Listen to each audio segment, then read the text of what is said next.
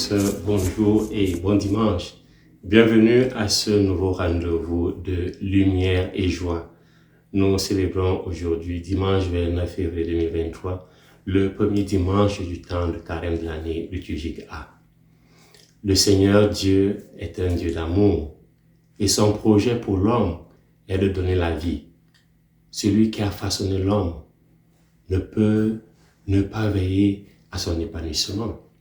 Dieu a un projet de salut, un projet de bonheur.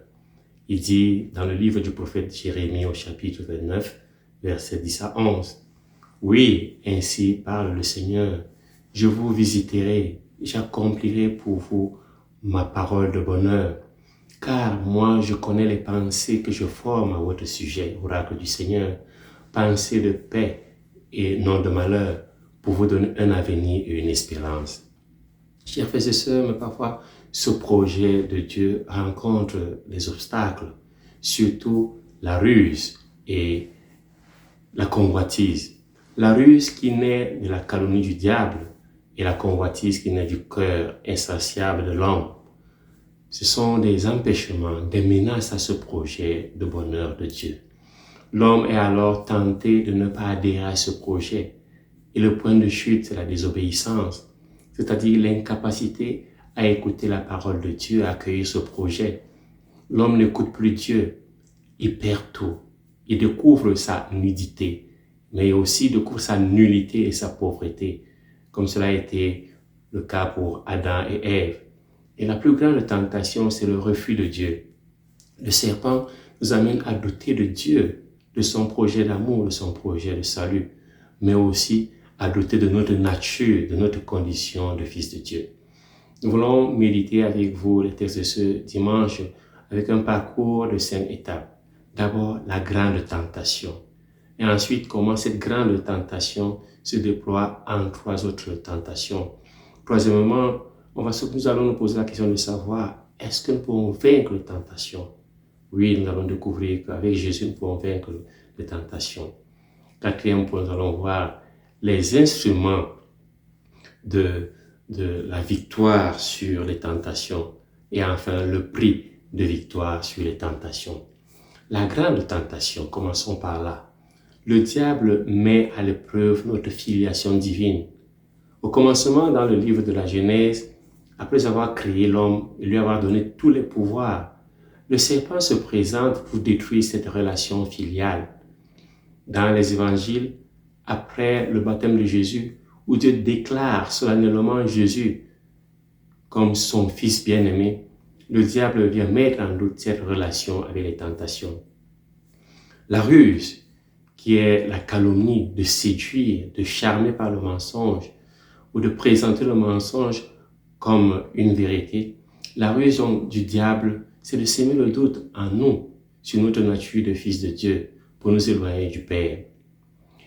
Le temps de carême, c'est le temps de réaffirmer notre appartenance au Père.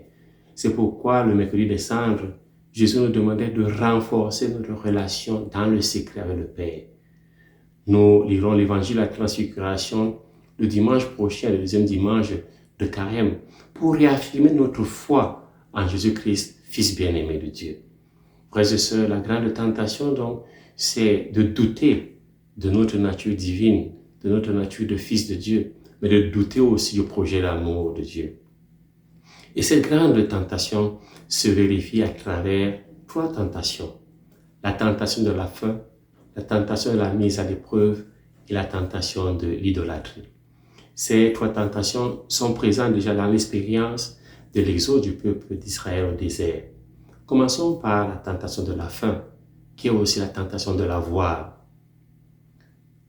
Au désert, le peuple dit « Ah, il aurait mieux valu mourir de la main du Seigneur au pays d'Égypte, quand nous étions assis près des marmites de viande, quand nous mangeons du pain à satiété.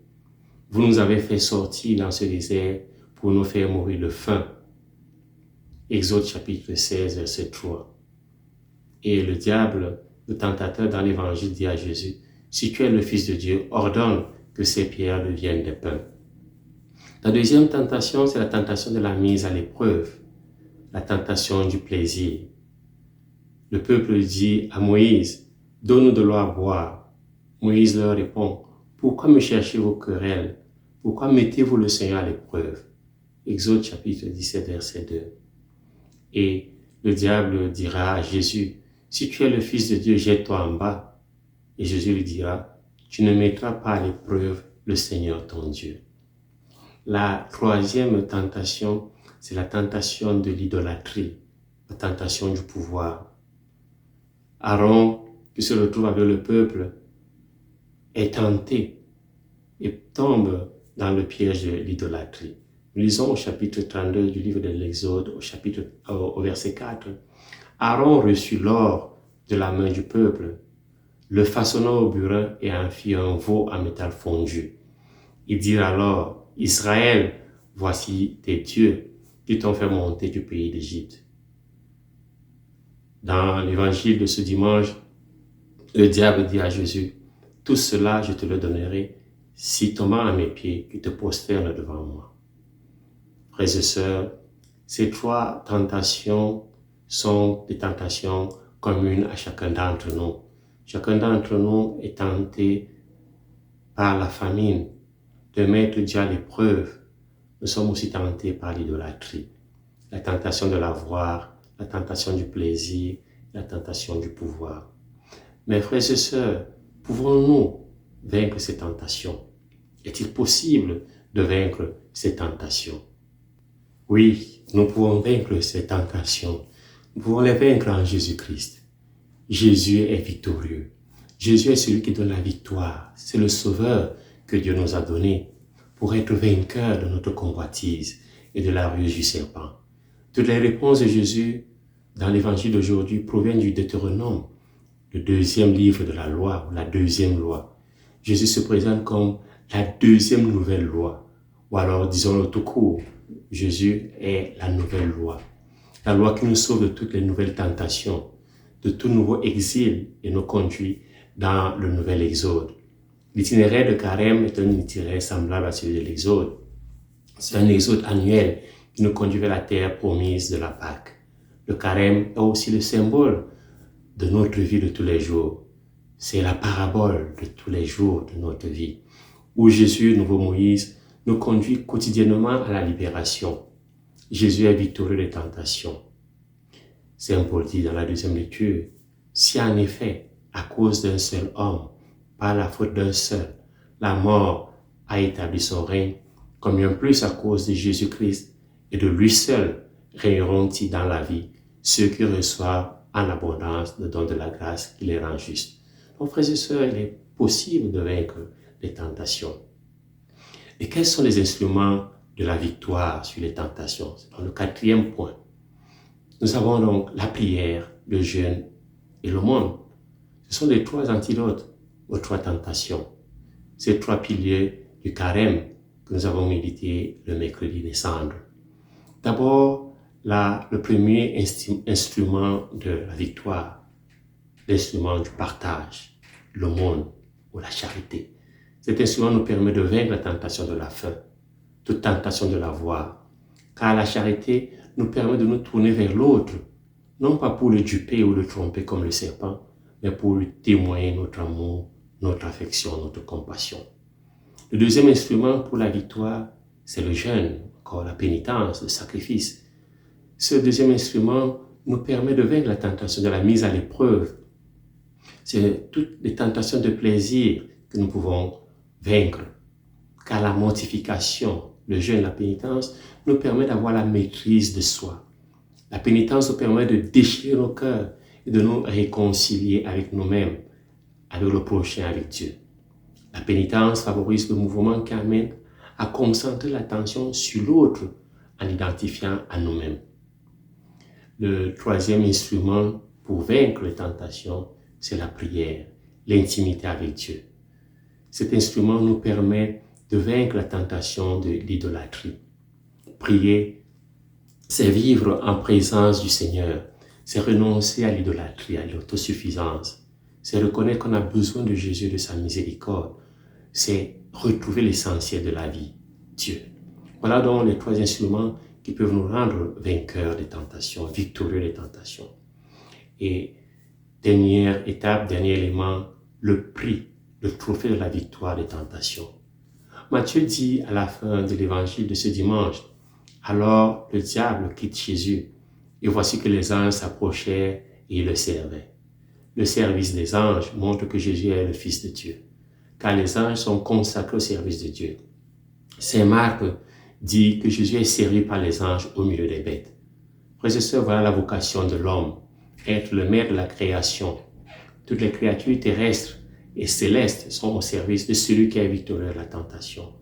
Le vainqueur de la tentation devient Seigneur de la création, car il fait confiance à Dieu et accepte effectivement sa nature de fils de Dieu.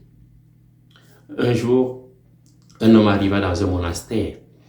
L'abbé du monastère le vit de loin et entra chercher une bouteille d'eau et un verre. L'invité posa son sac devant la porte et but l'eau d'un trait.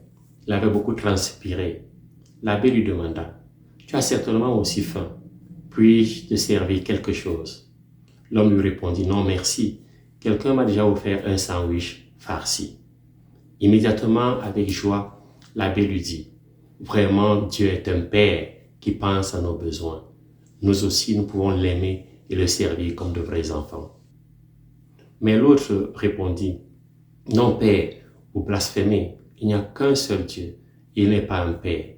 Dieu ne peut pas avoir d'enfant. Ce n'est pas possible. » L'abbé comprit d'où venaient les certitudes de cet homme, mais il ne baissa pas les bras. Il ajouta, « Si Dieu n'est pas Père, il ne serait pas mon Dieu. En fait, le Dieu que je connais aime et pardonne, mieux, bien mieux que le meilleur des papas. Il veut seulement notre bien. Le seul et vrai Dieu est celui que nous pouvons appeler Père. Moi, je l'aime et je lui obéis volontiers quand il me demande aussi d'aimer mes frères et sœurs et de les pardonner. » L'étranger ne répondit pas et dubitatif, il s'en alla. Frères et sœurs, pour vaincre la grande tentation, il faut accepter Dieu comme Père. Les tentations du monde aujourd'hui ne sont pas différentes de celles de l'Exode ou de celles du temps de Jésus. Elles visent à nous détourner de notre Père et à nous enlever notre dignité de Fils de Dieu et de Seigneur, Maître de la création. Jésus nous donne ce qui nous fait réellement vivre l'obéissance à la parole de Dieu. Jésus nous révèle ce que nous sommes réellement. Nous sommes des fils de Dieu.